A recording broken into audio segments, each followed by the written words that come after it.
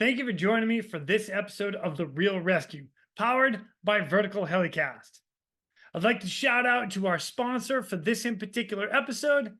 That's AXNES. Their mission, wireless intercom. Check them out today at axnes.com. Now, coming up next in this ASTerisk episode of The Real ResQ, I'm bringing a little something in that I've been wanting to dive into for quite some time. It's actually something I've been working on in the background for actually quite a while. And it revolves really around PTSD, the post traumatic stress disorder, and critical incident stress management, that CISM. Now, I did have at one point Olaf Lavelle and George Cavallo. Those guys came on and we did an episode of the ASTerisk with those guys. But now I want to take an opportunity to dive even deeper into this. So I asked this guy to come on, and a shout out to Bobby O'Donnell. He's the one that got us connected. And this in particular guest coming up, he's a critical care flight paramedic, and he's a graduate of clinical psychology, currently an intern. And he just dives into it. Like, we get deep into the weeds of what to expect, things that you're looking for. This is amazing. This is a great episode, and I hope you listen to it all the way through. In addition to that, if anybody out there needs help, listen to this episode, pass it along. It is well worth it. The information is fantastic. So please welcome our next guest to talk about PTSD and CISM, Mr. James Boomhower. My name is Jason Quinn. I am United States Coast Guard Rescue Swimmer number 500. These are my rescues and rescues from those of us that put our lives on the line every day so others may live. This is the Real ResQ podcast.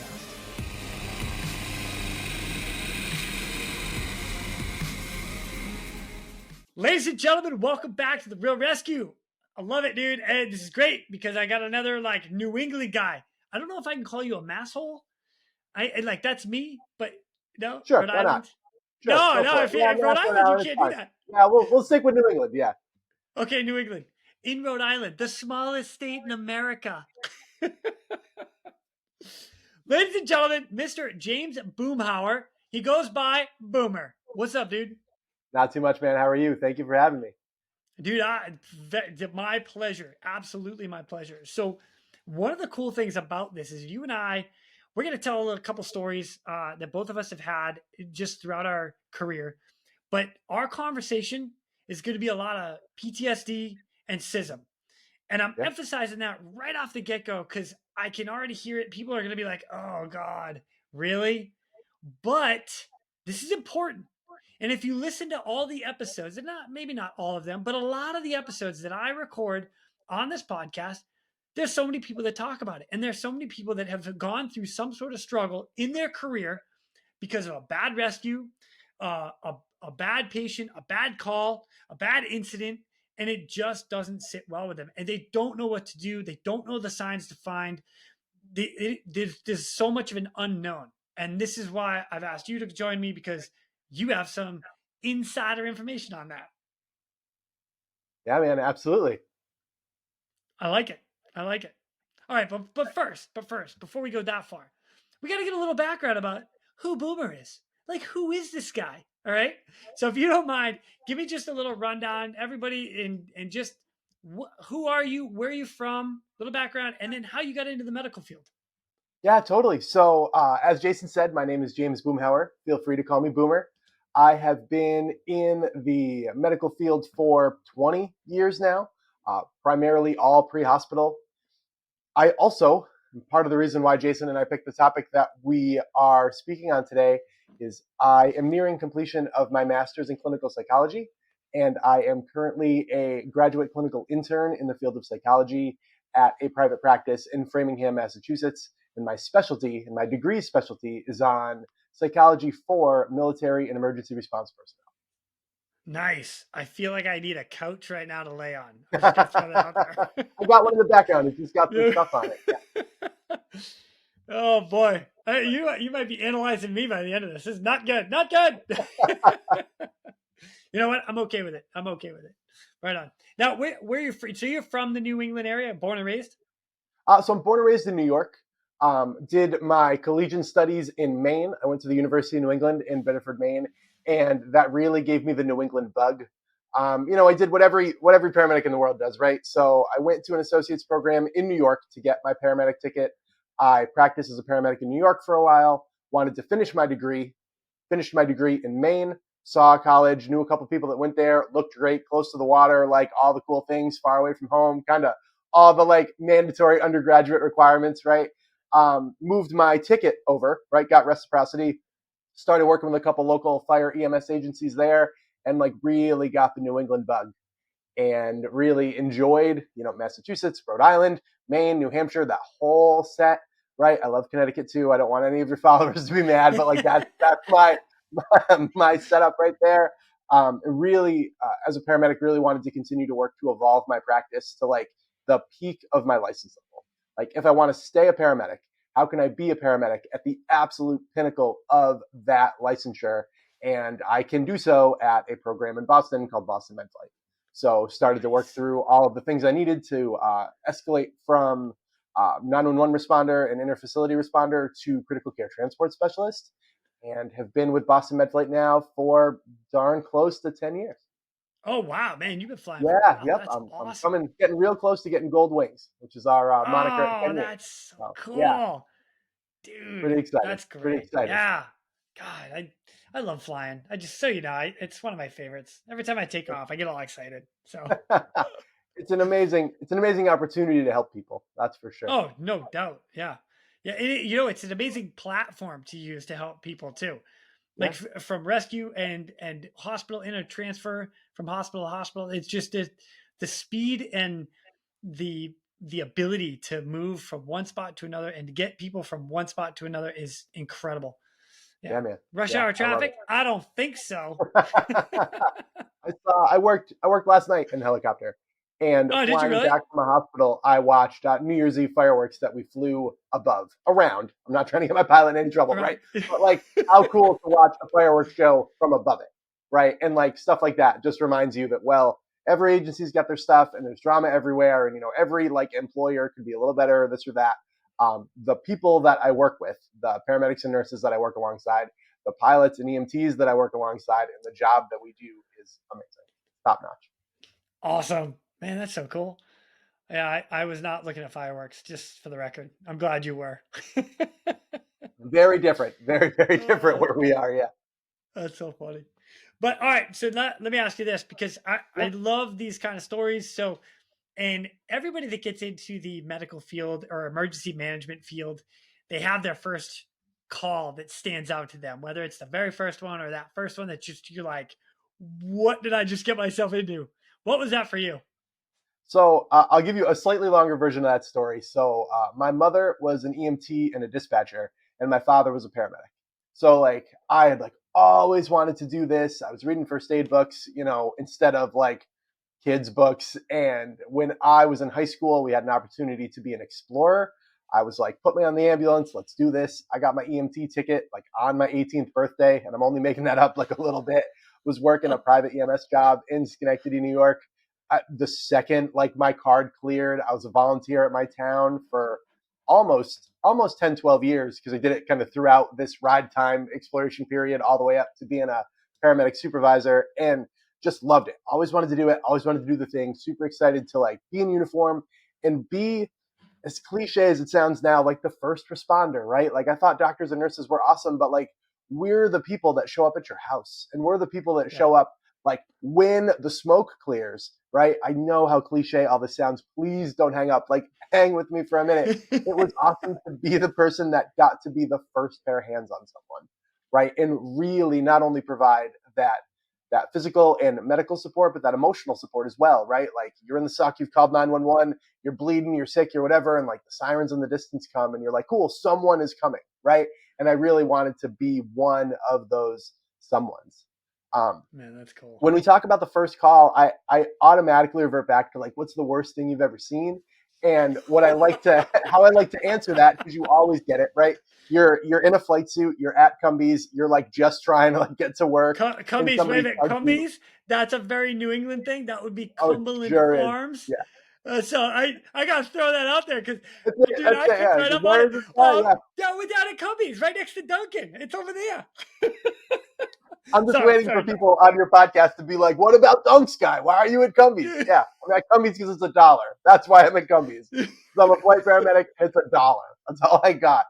And someone tugs you on your onesie, and if you don't call your flight suit a onesie, you really should. It really helps, take the air of like superiority out of the whole thing. Someone's like, "What's the worst thing you've ever seen?" And we all think of like these like military flashbacks, right, of the 1,000-yard stare and the helicopter in the distance. And I always answer that as, "Here's how I helped someone the most." Right? Because I don't actually want to tell this lady the worst thing I've ever seen because they won't sleep for 2 weeks, right? And then I have to relive it, and it's gross and it's awful. So one of my favorite calls was one of the calls where I was able to help someone and their family the most. I was working with a dual role flight paramedic flight nurse who is also a nurse practitioner. We were called to a landing zone very close to a local hotel for a young boy that had drowned. This child was in a hotel swimming pool with other members of his family and an au pair that was watching after them. And he's in the shallow end, kind of bobbing, doing the thing. And as he gets further and further out, right, like he goes from touching his foot to touching his toe, and then really can't catch himself up and just slides into the deep end. There were nurses on scene. There was apparently a nursing convention that was being hosted at this hotel they were at. So, like, someone immediately gets in, he gets bystander CPR. The nurses help the responding 911 team come in, and they immediately call MedFlight because they know that this individual needs to be taken to like tertiary pediatric trauma center, right? Like, this has to happen. This has to happen right now. And my colleague and I get there, and this kid's in a bad way, right? He is posturing. He has his mental status is all out of whack. He's full of fluid. You can just hear it, right? And you quickly realize that his family's from out of the country, and that like everyone speaks English, right? We're not talking about a language barrier, but like this husband and wife are trying to look after like kids that are still at the hotel and a kid that now needs to be medevaced. They have medical providers in their family, so they're trying to get a hold of those medical providers to get some sense of like what James and his partner are about to do. And one of the things I'll never forget about this case is this child's mother is in the ambulance and she is humming a nursery rhyme to her child as we're preparing to RSI, like as we're giving Wow. sedation and paralysis to give RSI. And when you want to talk about like sights, sounds, and smells that you will never forget, like a nursery rhyme in the background. I remember my partner and I just kind of look at each other with that look of like, this will be burned in my memory right for the rest of my career. The procedural things, it all goes great. It's a phenomenal intubation. I don't know how deep you want to get into the medicine, but the intubation's a Hey, breeze. let We it get all the ride, fluid man. out of Let it his ride. lungs. There's a lot of people here that listen from all different medical sides, so let it ride. Beautiful, beautiful. So for anybody who would be on the business end of a laryngoscope, it's a salad intubation. It's beautiful. We get a whole bunch of fluid out of his lungs, a whole bunch of fluid out of his stomach. Handles the procedure really well. He's in the PICU for less than 2 weeks and like getting a challenge coin at our hangar 3 weeks later. And really, really cool. I am normally very against this, but I'm very close with the family to this day. My fiance and I went to the country that they're from, and we were like, "Hey, we're in town." Right when we got to that country to go on a little vacation, we're still tremendously close with the family, and it wasn't just a "Hey, you RSI'd my kid" and like took care of someone who was drowning. Yeah. A lot of the talk was about, you got my wife a cup of coffee at the hospital, right? And you like made sure that like everyone knew where all of these players were because these individuals were not from this country, right? This wasn't like, oh, I just got to run home quick. It's like I have to move a million parts to make sure that my siblings are okay and all of these other people know what's going on. And where the hell is Boston, right? Like, where am I? I'm not just like getting dropped off at some random hospital. So there was a ton outside of a logistically and medically complex call, right? It wasn't the easiest call I've ever done.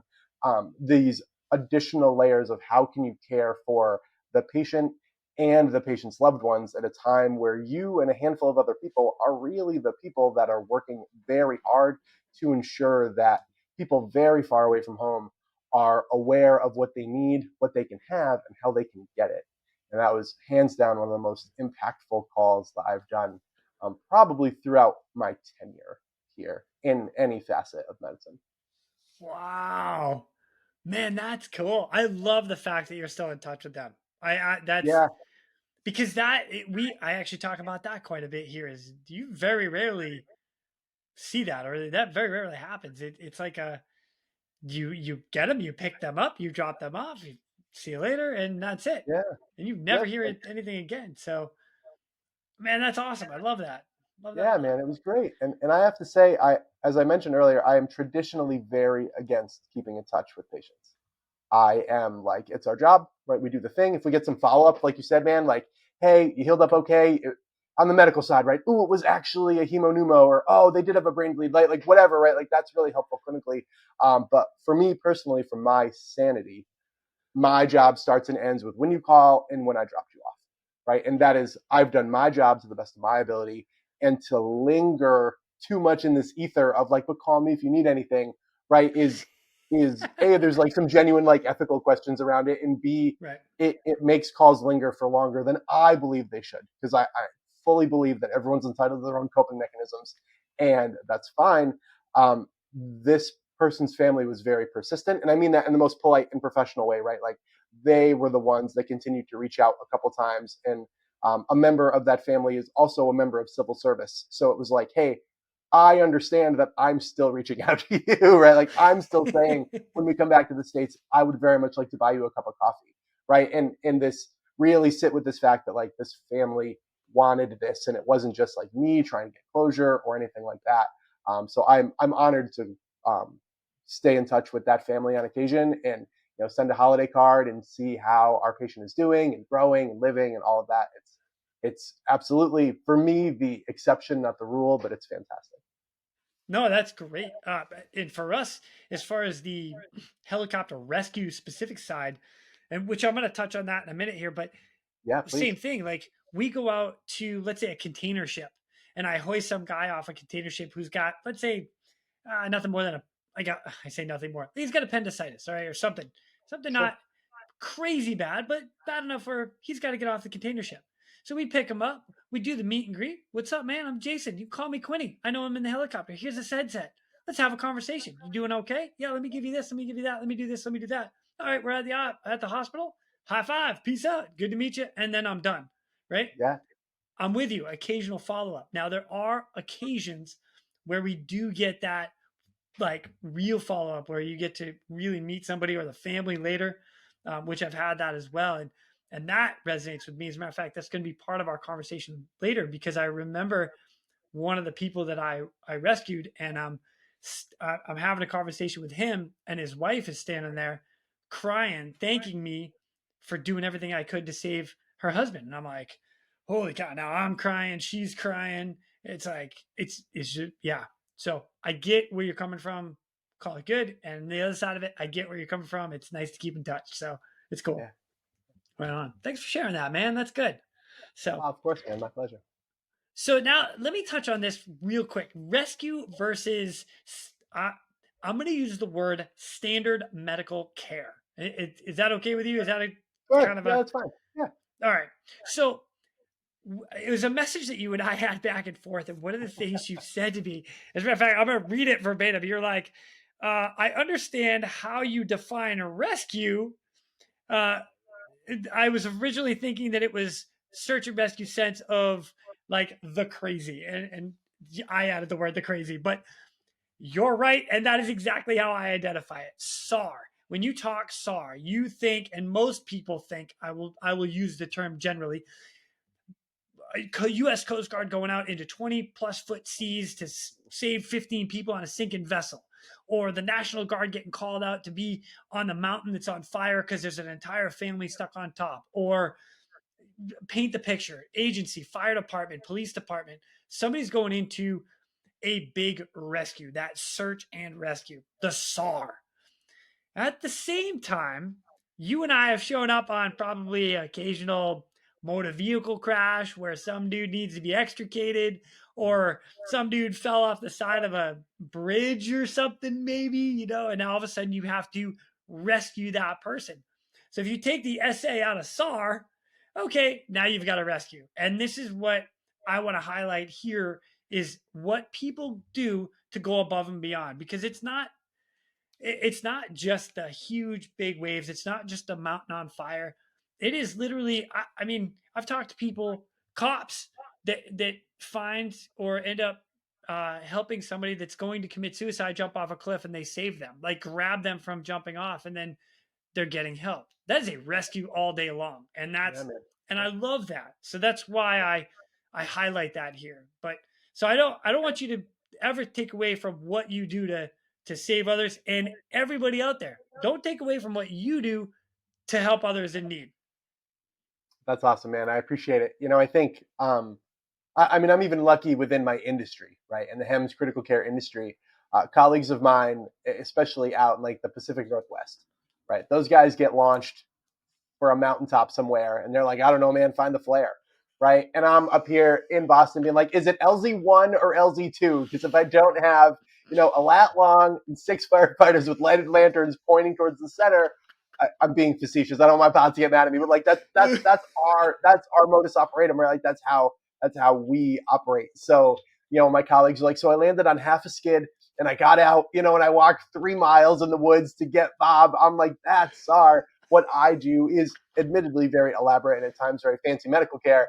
I think where some of us get stuck is like, yeah, but we're not on the mountain, we're not on the roof. So you're absolutely right. The rescue can happen anywhere, and good quality patient advocacy can oftentimes look like a rescue, even when you're picking patients up out of a hospital, right? Like even when like a bunch of medical care has already been performed, you as the HEMS and critical care team can very much still rescue a patient on the medical and clinical side of the coin. Totally, and I love it. And now I'm going to kind of divert us into what we're really here to talk about, and that is the PTSD side of that and the critical incident stress side of that thing. That's a big demon in a lot of people, and people don't. You know what? I'm going to say me. I'm not putting Okay. this on anybody else. I'm going to say me. All right. That way, if anybody out there can relate to what I'm saying, then they can identify and they can say, oh, yeah, you know what? I feel like that too. But this is for me, right? One of the first times that I went through this, I didn't know what I was going through. And even at a young age, I had gone through a couple things, and I remember being like, God, I just want to talk to somebody that doesn't know me, and that just to listen.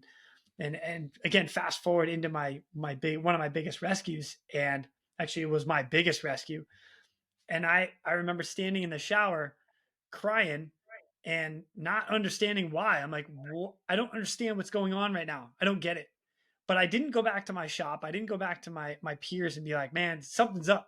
I didn't do that. Because why? Because I'm a tough guy. That's why.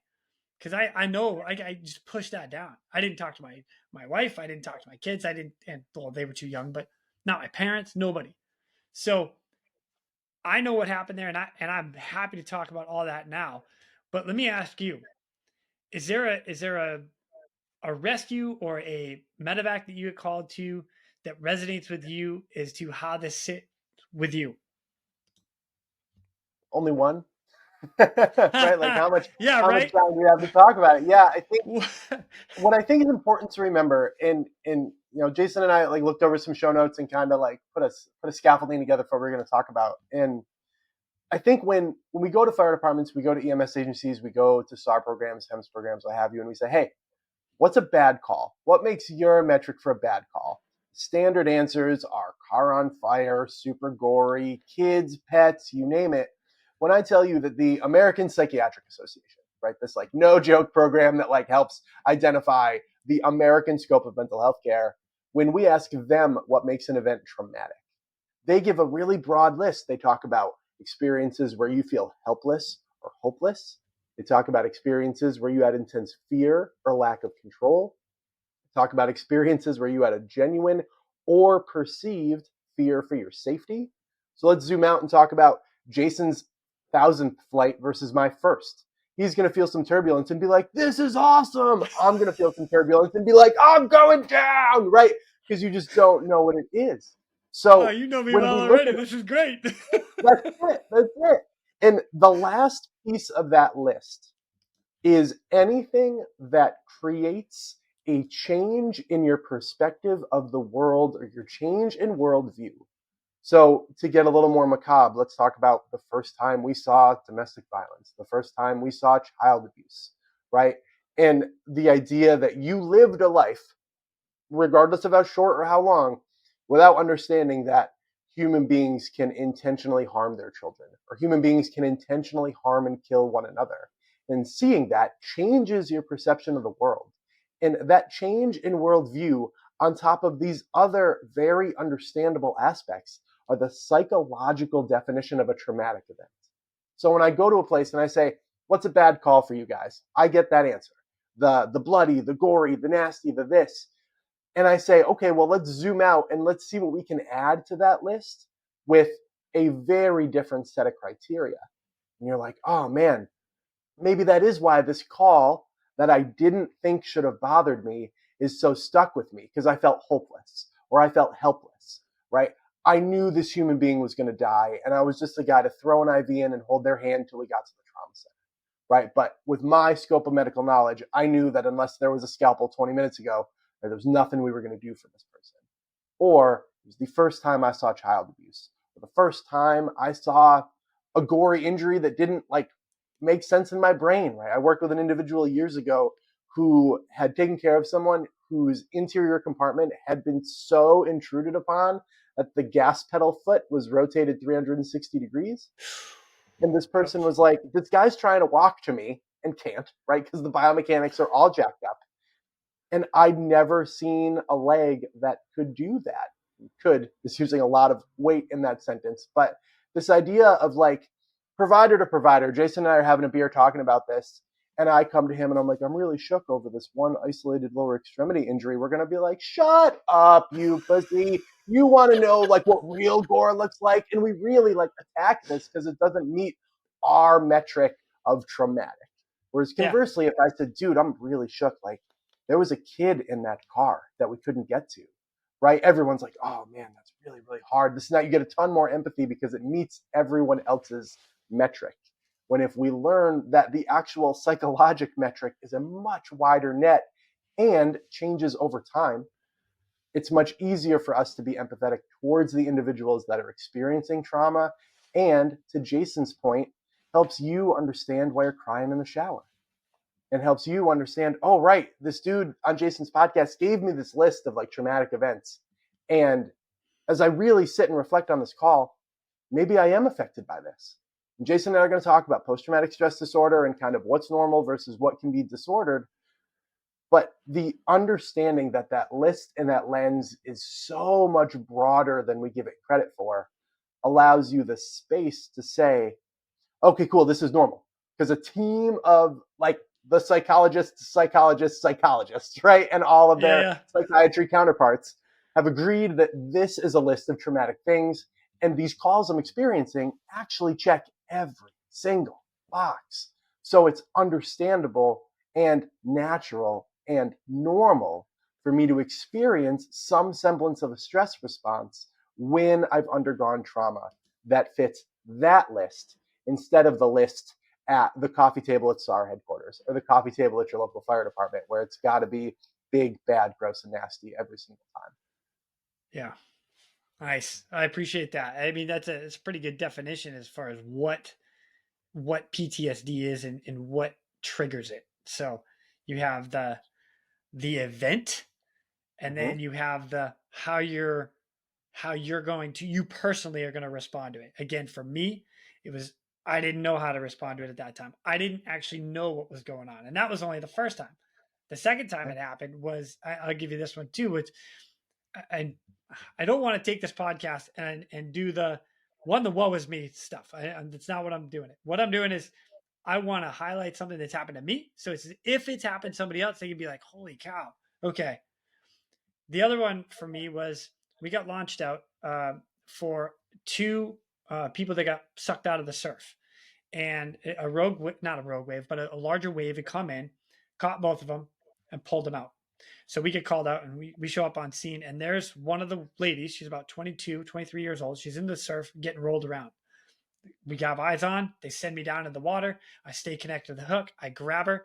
We get hit by a wave, and the only thing that kept me from losing her was the fact that she was wearing a wristwatch, and the wristwatch was digging into our arm so that I could hold her hand as we went through the wave. As soon as the wave was done, I pulled her in close got her in a bear hug. They picked us up out of the water and they put us down on the beach. And I remember her laying down on the beach and looking at her, and I knew she was dead. I knew that. Now I'm not the one that can say she's dead. I can't do that. It's not my level of. I was an EMT basic at the time, so I also don't have time to start CPR because there's another little girl that was about 6 or 7 that's still in the water that I have to go search for. So there are two guys that come over, and again, I remember this lady's face like it was. She's sitting right in front of me right now, like I can see it. But there are two guys there. I'm like, you guys start CPR. I got to go back to the water and get in the helicopter. And when I get back out there, there's the little girl that's still out in the surf. We don't find her, and we hit bingo. We have to go back to the base. A second helicopter comes out. The second helicopter comes out. They find her, CPR all the way to the hospital. She passes away in the hospital, and then they come back, and we do a debrief. And our debrief is all of like, I'll say 20 minutes between two crews.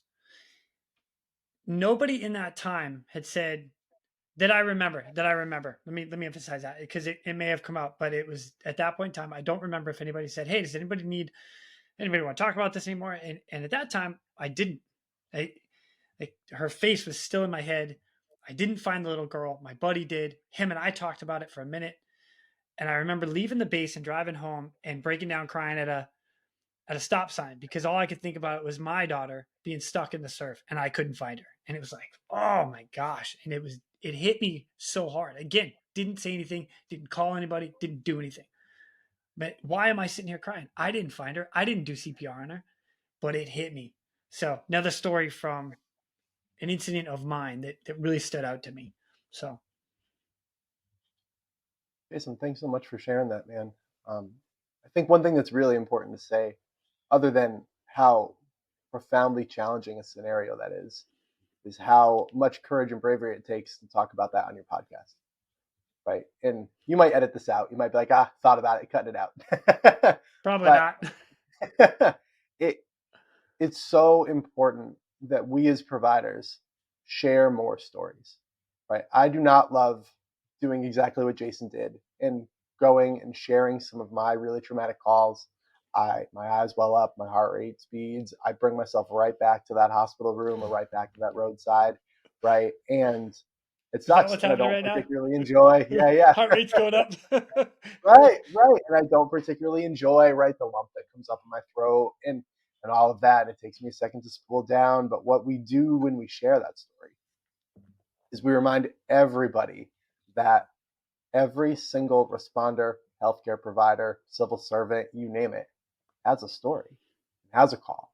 And can we tell them that they have a place where they can offload that in a place that is non-judgmental and can tell them either that's completely normal or that's completely normal and let's see if we can get you some support so this doesn't turn into something that is disordered and really starting to interrupt your day. So I applaud you for sharing that heavy story because I took the low road and told a happy story. So thank you for sharing a heavy story, man. I appreciate it. Hey, I know you got a couple stories that we're gonna touch on here shortly, so Yeah. it's all good. It's all good. It's all gonna come around. So, and my pleasure. I mean, as a matter of fact, I don't know if I've ever shared that story on this podcast. That might be the first time. So, uh, anyway, so let me ask you this: we know what PTSD is. We know what critical incident stress management is. What is it not? Love it. Love it. Now batting number 23, James Boomhower, right? So Booyah! the biggest thing you have to understand, biggest thing that everyone has to understand is stress happens to us. This is thing number one. There's an entire book that I have to memorize throughout my training to become a counselor. The DSM manual for mental health providers. That gives me a set of conditions. It gives me diagnostic tools. It gives me stuff to tell insurance, right? It is the treatment manual that all mental health providers lean on. Okay, think physician's desk reference, but for mental health providers, right? When we talk about trauma is the only form of psychiatric or psychological impairment or dysfunction, or however you want to label it as you work your way down this list, that doesn't have a genetic or hereditary component to it. A vast majority of mental health diseases are biologic, they're genetic, they're hereditary. We can point to a thing that puts you at a higher predisposition for XYZ. Trauma happens to you. We go back to 9/11. An entire country was minding its own business when we had a worldview altering event, regardless of where you lived. You bring yourself closer to where that event was: helplessness, hopelessness, intense feelings of fear and lack of control, right? These people were just living their lives and doing the thing. And then they suffered an immense trauma. And now they have a traumatic stress response. And I talk about it in that light because, again, very few people argue that that world event didn't really bother them, right? For many of us, it's what brought us into the profession. Some of us, it's what brought us into the armed forces to defend our country. It was a mainstay for our profession, right? So when we look at post-traumatic stress is a number of physiologic and psychologic responses to a traumatic event or to a stressful event. On the SAR side and on the medical side, we all know when our partner's really stressed out because I can't connect the lure lock, right? I'm losing like fine motor control and I can't even put the syringe in the needleless adapter. And we teach you some breathing exercises and we just zoom out a minute. We're like, hey, deep, slow breath, man. We are okay, right? I just need you to do this. We can get through this. All of that is a completely normal and completely understandable response to stress. When we look at post-traumatic stress disorder, we are taking these very normal, very understandable stress responses, and we can't wash them out, right? Weeks and weeks, and in some cases, more than a month has gone by, and we feel that call, and we are as affected by that event the same on day 35 as we were on hour 5. That is when we look at these post-traumatic stress symptoms and we consider them, by the book, disordered, because our brain has not been able to process this in any way, shape, or form. Jason brought up crying randomly in the shower, right? I used to do, if anyone is watching this, flight weight is this tightrope that I walk every single day, and I'm just glad that MedFlight got bigger, better helicopters. So I used to do a ton of indoor cycling. It was just a good way to meet people and like burn off a bunch of calories and keep myself flight weight. And at the studio that I went to in Foxborough a number of years ago, 3/4 of the way through the class, they'd give you one song to just like be zen, one song to be yourself. You can run at your own speed, you can go fast, you can go slow. And I'd put the little complimentary towel they give you over my head and bawl my eyes out and then pretend it was all sweat, clean up my face, and then finish the rest of the class. And it was because I had such a profound stress response still simmering in me that once I burned a bunch of calories and once I brought my sympathetic nervous system all the way back up again, my body's like, bro, this has to come somewhere. And I hysterically cried, wiped my face off, hoped that everyone thought that tears were sweat and couldn't tell the difference, right? And then just went on. And this continued for months.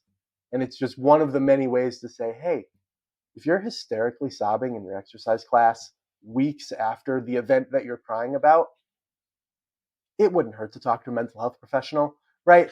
It's a really good idea to get this. And we have an entire cadre of mental health professionals that are specifically trained to help you manage that component. And additionally, we have some, like myself, with the lived experience to say, yeah, man, I too have had to look at a human that I knew needed more care than I could give them. And because I had other people, I had to try to go save, right? So there's this empathy and this lived experience, which isn't necessary, but can be really helpful. When you can relate to what others are going through, which Yeah. it makes a difference to me personally. Again, I want to try to make this me. I don't want to talk about others in a way like, oh, this is what they say. No, no, no, no. This is what I'm telling you. Mhm. Like, I did not want to come to my peers because I didn't want to show weakness. At the same time, two of my mentors in my shop at the time up in Kodiak specifically, they had me in their office a couple of times. Hey man, tell me how that case went again. Tell me how it went again. Tell me how it went Mhm. again. Like I had to talk about it multiple times. And it was a good thing that I did, but again, it just took time. So Yeah. Yeah. anyway. And without thinking too deep into what your supervisory staff was doing, that is one of the psychological components of management of this. Of let's start by seeing where we can get you to retell the story without as much of an emotional response. Huge caveat, that is something a mental health professional does. That is not something I want you and your buddies to try to do with a couple beers. Please, God, don't do that, right? That is a full tilt mental health intervention, but it's one of the useful tools. And again, to go back to my point earlier, if you broke your wrist on that call, A, your buddies would have seen it. And B, if you walked in like this, somebody would have helped you, right? They Yeah. wouldn't have been like, you're so weak, you and your lame radius and all nut, right? Like, no, they would have been like, oh, fuck, you must have broke your wrist on that. Let me give you some medicine. Let me splint it. Let's find you a doctor. Let's get it x-rayed, right? Like, let's do all this stuff. A, because it's visible, and B, because no one would say, no, he's fine, he's faking it, right? And a big part of why I advocate so hard to zoom out of what we consider traumatic is when you look at Jason's call under any lens, that's an emotional, challenging, and traumatic call. If I zoom out and say, hey, so I gave you this like 5-6 point bullet list, his covers all of it twice. Like, can we make sure he didn't break his wrist? Can we give him 10 minutes to chill? Can we give him some food, give him some water, and just make it part of the process? No different than making sure that you haven't sustained any physical injuries as you were in and out of the drink trying to move people back and forth. That's good. That's good. I appreciate that a lot. Let me ask you this then. Signs and symptoms, right? So you mentioned it earlier. Just different things. The trauma hits people in different ways. So how do we? How would I have picked up on that? I mean, I get it. Like, yeah, crying in the shower, and I can say that now. And then sitting at the stop sign, and again, those are two very different calls, and they are years apart, mind you, years Sure. apart. So at what point should I have or it, I'm not even sure how I want to ask this, but at what point should I have like just sucked it up and said, man, I need help? Like, and I think a lot of people in general, this one I'll throw out, a lot of people, they Yeah. don't do that. And the reason I can say that is because a lot of people have come on this podcast and said, I didn't want to ask for help. I didn't go. So how do we help people be able to do that? Yeah. So I can't make an all-encompassing list, right? And A, it'd probably be copyright infringement if I did. And B, everyone's lived experience is a little bit different. But when this is where we'll start to tie in some of the CISM stuff, right? So a big part of CISM is what we call psychoeducation, where I sit with you, we talk about the case, and then I tell you with our best guess what the next 72 hours are going to be like, right? You're going to be emotional, you're going to be exhausted, nightmares for some are guaranteed, and we're going to say stay away from the alcohol, be mindful of your caffeine intake to not further kind of increase the depths of this roller coaster, right? But Yeah. that really heavy psychogenic and physical response of I keep hearing, the sounds of the waves, or I keep hearing the people around it, right? In my instance, it was I cannot get this nursery rhyme out of my head. I can't, right? And it's been a week, it's been 2 weeks, it's been 3 weeks. What we look at are a combination of symptoms and their duration. Additionally, we look at how those symptoms affect you. It's a different story if I say, I can't get that nursery rhyme out of my head. It's just like in loop back here. But when I tell it to stop, it stops. Versus, I can't go to work because I'm sitting here listening to that nursery rhyme and I can't get in the car, right? These are Yeah. two very different levels of dysfunction on top of what is a very normal symptom for the first 3, 5, maybe even 7 days, but can get dysfunctional if it continues beyond that. So, to answer your question broadly, I want to make sure people know what the signs and symptoms are, and I want to make sure they know that it's normal for the first 72 to 90-ish hours. That is how our brain processes it. It moves it out of the frontal lobe, and it puts it through REM sleep back where it needs to go.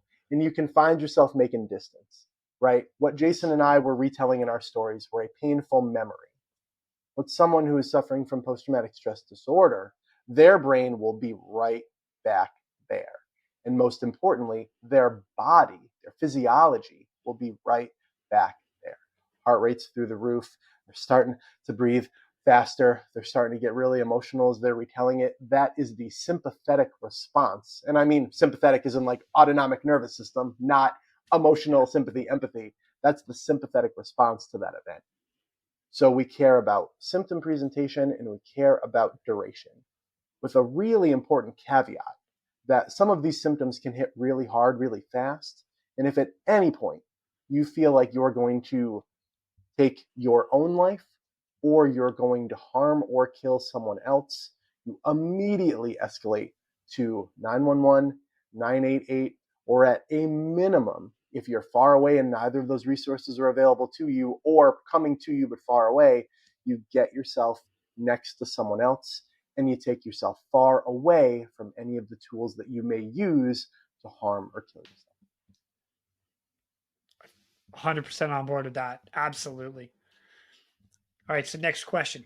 All right. So now you get to a point, and hopefully there are the listeners out there that hear this and they're like, man, either okay, yeah, I know what they're talking about because I'm going through that right now, or I've gone through it in the past and I've never actually brought it up. I've never talked to anybody. What are things that we can do to help? So if right now, James Boomhower, you come to me and you say, man, Quinny, I've been having a hard time. This is why. What can I do to help? In addition to that, what are the spouses or family members? What can they do to help? Assuming that you, James, come to me and you say, man, I've had a rough time. What can I Yeah. do for you? Yeah. Let me start with spouses and loved ones because Okay. they are the unsung heroes of all of us, right? I need to Amen. shout out my fiance for a second, right? I am My in wife grad school. too. Yes. I work full time and I run my own company, right? Which doesn't leave a ton of time for wedding planning or date night, right? And not only does it not leave a ton of time for wedding planning or date night, but it means she's got to do the laundry. She's got to do a lion's share of the chores because I'm up here on podcasts, which are amazing, or writing term papers or seeing clients, right? On top of working at MedFlight. So I've packed a lot of life into a handful of months. And my partner is left holding the bag, really, right? Is really left kind of like agreeing to help and trying to do the best they can. So huge shout out to all of our significant others, because I hear also often like, well, I don't do the job. Well, I'm not in the helicopter. Personally, my fiance is, so I get way less empathy in that moment, right? But for our partners that aren't, they're like, well, I'm home watching the kids, husband or wife, right? I don't want to genderize this. It doesn't matter. I'm not doing the rescue. I'm not doing this. So I can't help, or I can't be upset, or I can't get mad, right? Insert name, feeling, and emotion here. You are the 1,000-foot view. You know your partner better than anyone, right? We always joke that our team knows us better than anyone else. Like, yes, for sure. I work with people that know me inside out, upside down, and backwards. My partner is also on that list, right? My fiance also knows when I'm a little bit different, when I'm a little bit shorter, when I've just been a little stressed out for a little too long, and my fuse went from a yard to a millimeter, right? Our partners know that. And what I want the responders in the room to do is give your partner the permission to tell you that. Because all too often we sit there and we're like, I'm big, I'm tough, I'm rescue, I'm HEMS, I'm critical care, I'm civil service, I'm whatever umbrella term you want to use. I can't need the help. And I certainly can't get it from my partner because I'm also the protector, the provider, the husband, the man, the woman, it doesn't matter, right? We put a ton of extra weight on ourselves and we make our relationships super lopsided. Because I don't say my partner's a fucking badass because on top of dealing with my adolescent ass, right, she's also doing all this stuff and working and this. I say, it's all my fault. It's totally on me. I'm the one that's in grad school and working full time. It shouldn't be on her.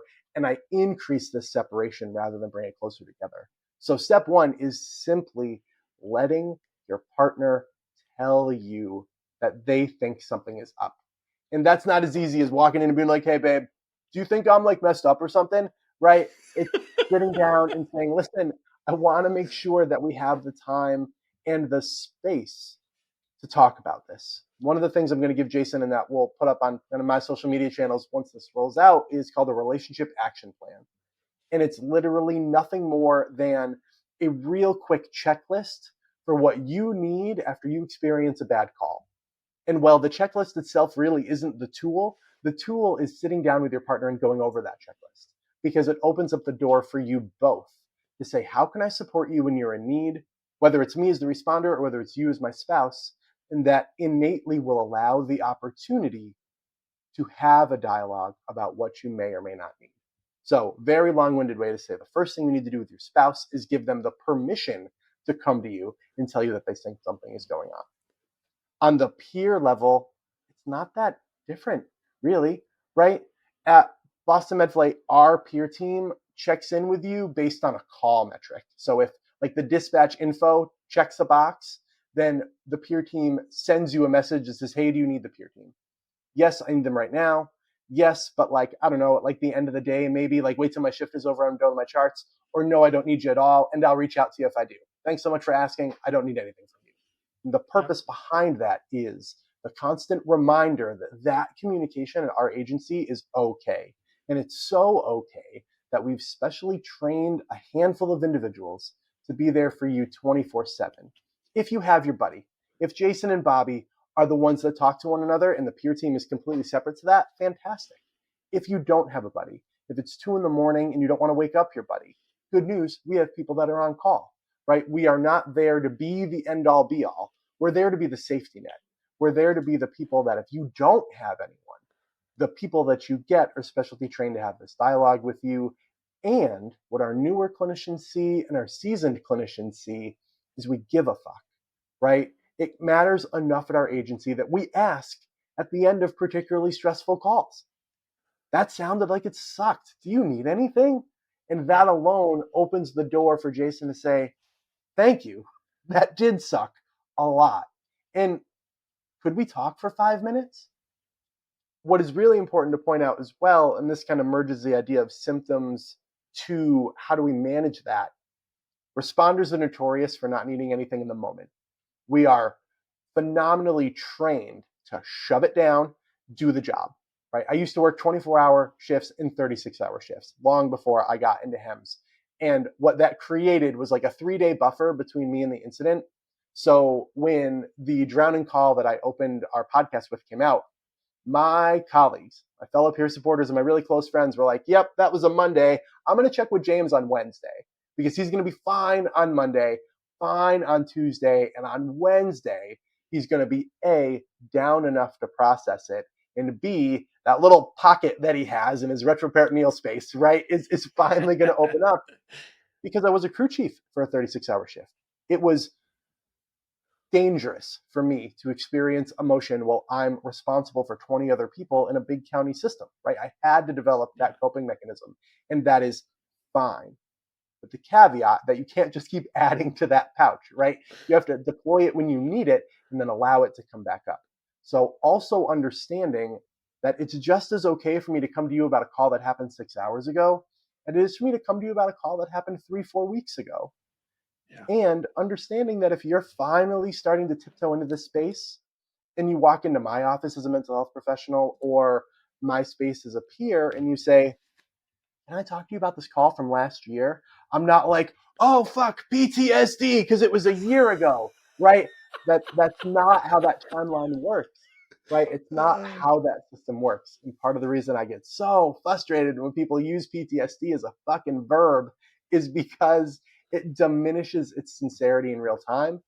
And it confuses people. And if you're afraid of post-traumatic stress disorder, and we use it every day, like I get startled when a door slams, that must be my PTSD, is just as erroneous as saying, I really like my colored pencils to look a certain way, I must have obsessive compulsive disorder, right? And how just maladaptive it is.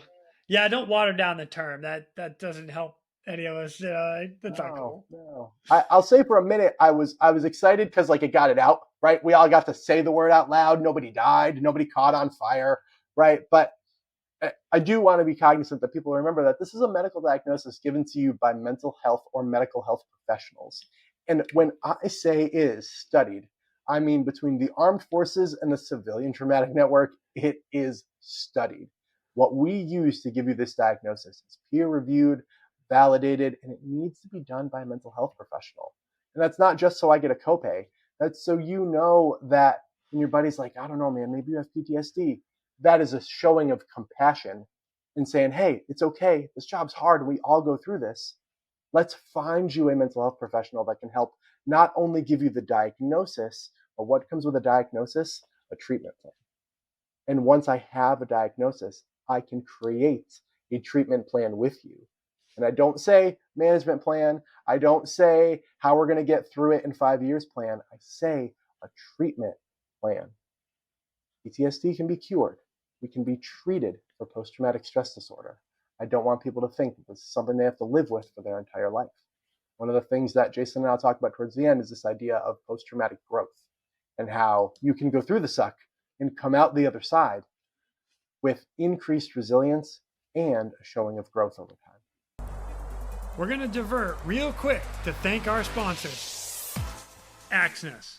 Because when lives are at stake and conditions are challenging, clear communication is of the utmost importance. Nice. If you don't mind, Boomer, I would love to hear another story of yours. And one of them that stands out in particular that I've actually heard you talk about was you had a young man who was checked into the hospital and you were going to pick him up from one hospital to another hospital. And this story actually resonates with you with exactly what we're talking about. And if you don't mind sharing a little bit of that and how it relates to the PTSD and CISM side, that would be awesome. Yeah, totally. And before I talk about the medicine behind this case, I think the external components are really important. I am in my mid-20s. I'm a brand new off-orientation transport provider at MedFlight. And what that also means to me in my world is my long-term significant other and I are now long distance because they live in one state and I've just moved to another. I don't really know a ton of people, and I'm the new guy, right? And this is no shade to the department in any way, shape, or form. The new guy, right? Like, I don't know, maybe call me if you need me, I guess, but like, I don't actually know who you are, right? The So FNG. that's it. I'm the FNG, and I'm young. I'm easily the only person at that agency under the age of 30, and probably by a fair number of years before that, right? So I'm the baby. I'm the FNG. I'm just off orientation, so I'm still working with tremendously experienced clinicians. My job is to like not lose equipment, right?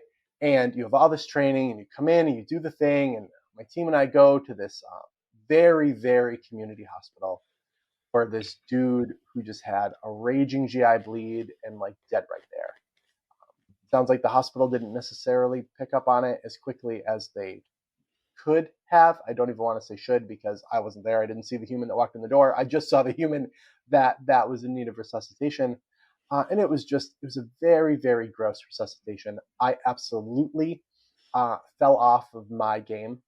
I went from transport specialist paramedic to tech in a minute, right? I went from like plan creator to I guess I can do CPR until my flight nurse comes in and helps put the train back on the track, right? And I had worked to try to stabilize some aspects of this resuscitation, but nowhere near what my expectations were pointed out for me as a new provider, right? So I am feeling helpless. I'm feeling hopeless. I'm feeling way out of control.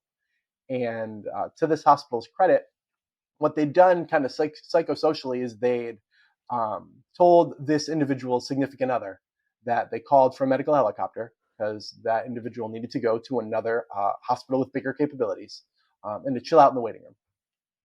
No one had updated them that the patient was being resuscitated. Nobody had updated them that the patient was in cardiac arrest.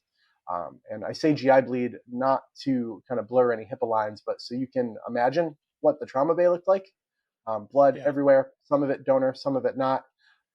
And when, to this hospital's credit, they said we should bring in family right during this recess. And I'm a huge fan of giving individuals that option because it's tremendously beneficial for family closure. An ounce of heads up as to what was on the other end of the curtain would have been really helpful. And we talk about sights and sounds. The scream that woman let out when she saw her partner in the state that they were in was hard. Was hard. And they parked her right next to me as I'm at the head of the bed doing a whole bunch of medicine with, infused medications and bolus medications, and also helping to manage the airway and manage the mechanical ventilator and all of that. And I just hear this individual just begging for her partner to not die, and stages of grief in real time. Yeah. Yeah, we talk about it, right? This case was probably a decade ago on the nose. And some of you with really in tune ears can hear my voice starting to squeak up, right, as I talk about it. It's awful, awful, awful case. This individual succumbed to their disease and their injuries. And, I tell everybody that, like, the team asked everybody if they were okay, but we didn't know each other, right? Our pilot and our nurse had known each other for years. This was not a marquee call for them.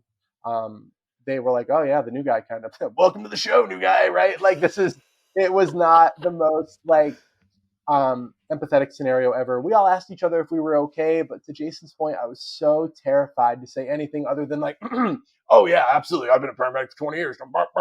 Trying to, like, save face, especially because I fell short on the clinical side of the coin. I certainly can't fall short on the clinical side of the coin and the emotional side of the coin. They're going to fire me. They're going to send me home.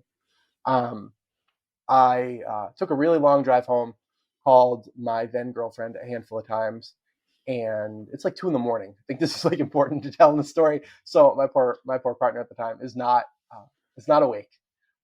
I went home. I drink a whole bottle of whiskey, and I wake up face down in a flight suit that is just covered in blood, GI bleed and donor blood, and you name it. My partner calls back that morning when, they woke up, right, and said, oh my God, are you okay? What do you need? And instantly, like, the bravado shield came up, right? I was like, oh yeah, babe, sorry for, like, crying like a bitch on the phone, right? Like, I just, because I don't mean to be so vulgar, but that's how we talk to one another. I can't just say, Yeah. I'm really sorry that I cried over watching a human lose their significant other in real time, right? I have to say, oh, so girly, such a bitch, blah, blah, blah. I said, I'm fine. Everything's fine. It was a bad call. I'm nervous because my medical director is calling, right?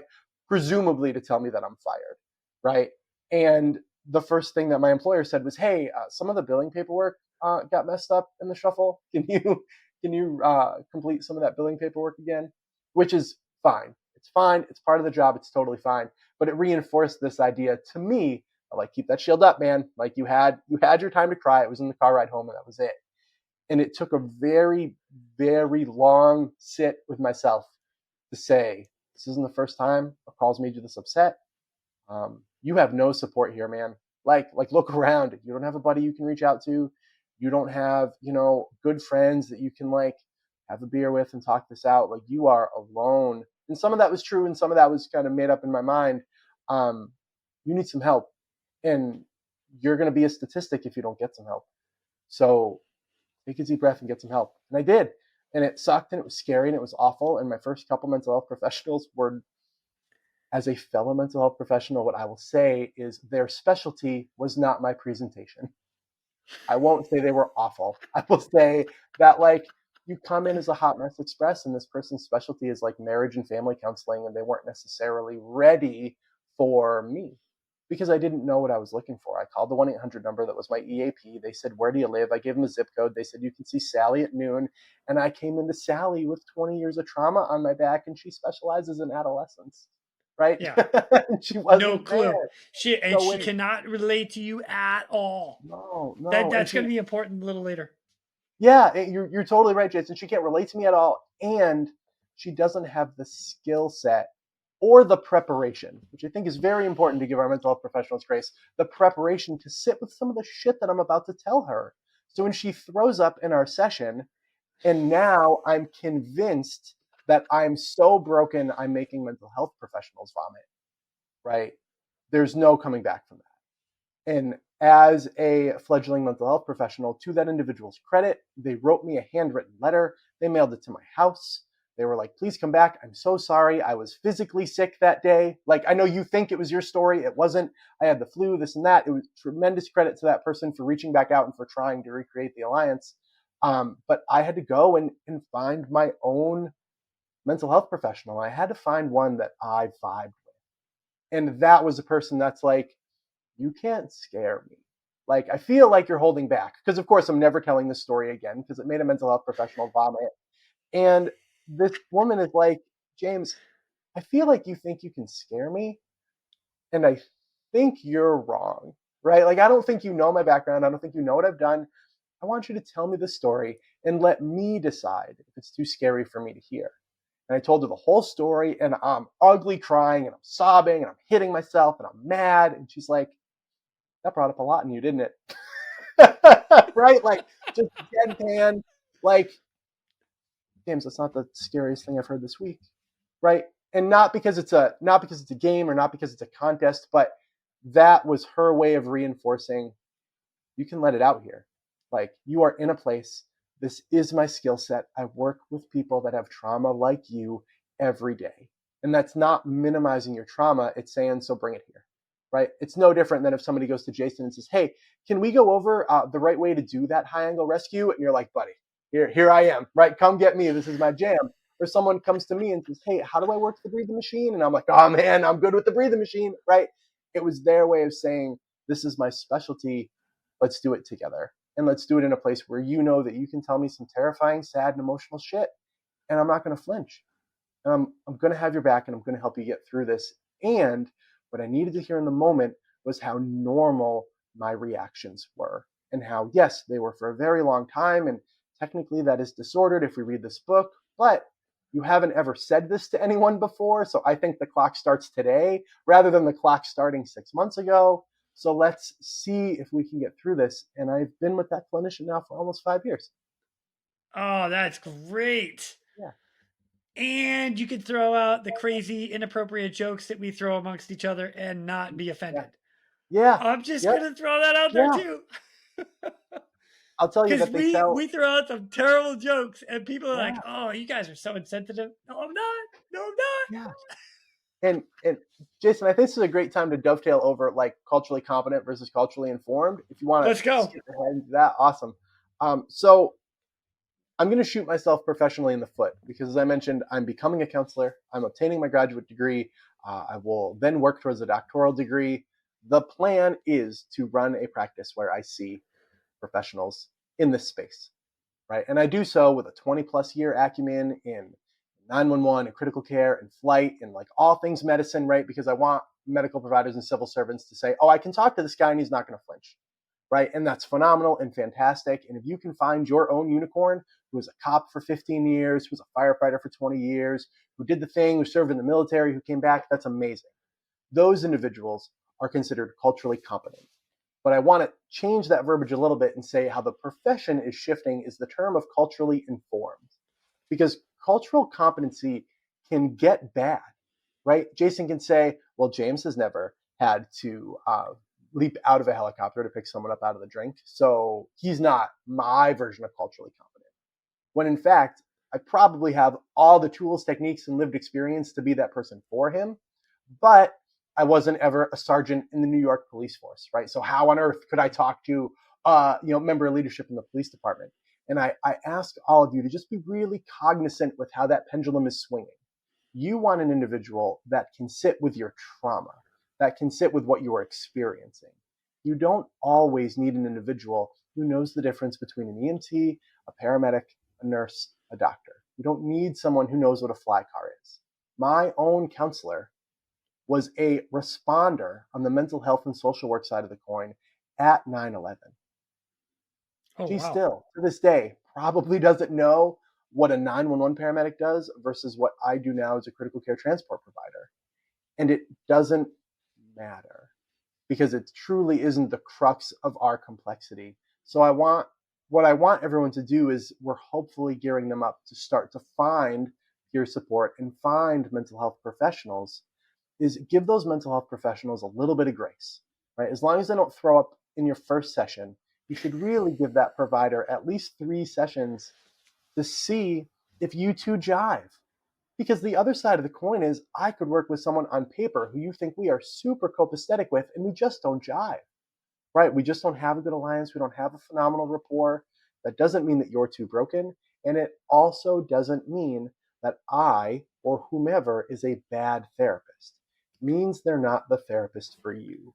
And I am very guilty when I was much younger of slandering that therapist and pushing all of my colleagues away from that person instead of saying they weren't good for me, right? They didn't meet what I needed them to do because humans are complicated, humans are weird, and humans come in every different shape and size. And everyone has the right mental health professional for them.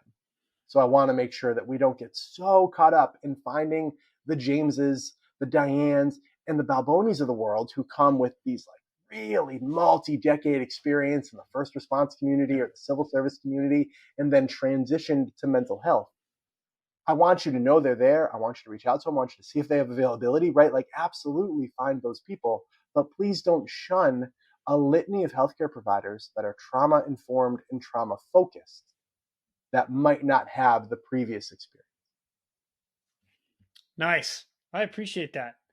I I think it's funny because you can almost relate it to dating where You 1,000% when can. You absolutely right. can. Yeah. So Yeah. hey, her and I just didn't jive. That's why I married that one over there. Exactly. Exactly right. The mental health professionals in the world don't love it when I make the metaphor to dating, right? Because that gets really ethically weird. But like, But if you I want can to do put it. it Hey, under look the at same me. lens, yeah, exactly. And you can put it under the same lens, right? I've had terrible first dates where I've been like, you're not mine. You're not mine. You're Yeah. lovely, but you're not mine, right? Yeah. And I have had times where I'm like, that date wasn't amazing, but I'll see him again. Yeah, for sure. Maybe I was weird. Maybe I was in a weird headspace, which is why I say, with some very rare exceptions excluded, you have to remember that there's a whole other human on the side of the coin that's trying to figure you out and help you simultaneously. And Right. as a clinical intern, I can't properly express the stress load that we have sometimes as we come in and sit down. And while that's not your problem in any way, shape, or form, I ask for an ounce of grace. You're like, man, I don't know. I mean, it seemed good, but it was a little weird. And he asked me 3 times what my name was. What the fuck? Are you even listening to me? Like, can you give that one more session? Right. And Yeah. after 3 sessions, man, if the vibe isn't there, if you guys don't jive, by all means, you are also allowed to ask your therapist to help you find another therapist. It may seem super faux pas. You can't do that in the dating world, right? You can't be like, Yeah. this isn't working. Do you have 3 friends that I could call? Right? In the mental health world, it's absolutely our job. And the flip side is true. I can say, Jason, I've loved working with you, man. I don't think I have the specialty that you need. And I'm going to give you the name of 3 people that I trust that do. And it's not because you're too broken. It's not because I can't fix you. It's because I think these people are perfect for what you need. It's no different than seeing an ER doc and them going, I think you need cardiology. I actually think it's a different specialty than I have. And I am going to point you towards 3 cardiologists to get you to that specialty. So that can happen on both ends of the coin, and therapists can feel just as uncomfortable about it as clients can. But know that you're allowed to ask your therapist if they know of other therapists. Our job is not to make sure that we're the only ones that fix you. Our job is to provide you a space where you can come in, be yourself, share your story. And if you don't feel like what we call the therapeutic alliance, right, the connection between Yeah. client and counselor is strong, we all have a Rolodex full of people. I've gotten a couple clients from exactly that reason. This clinician's like, hey, I have a client that I think is perfect for you. Do you have openings? Can I send them your way? Because I think your specialty is what they need, and vice versa, especially as an intern. If someone walks in and their presenting problem is the furthest thing from my specialty, I can start to provide the foundational, think almost mental health first aid. But then my ethical obligation to that person is to point them to the individual that specializes in their presenting problem. So also don't be afraid to have that dialogue, because it is very much our responsibility as your counselor to either create the environment that you need or help you find the environment you need if we can't provide it. Well, I can't speak for every counselor in the world.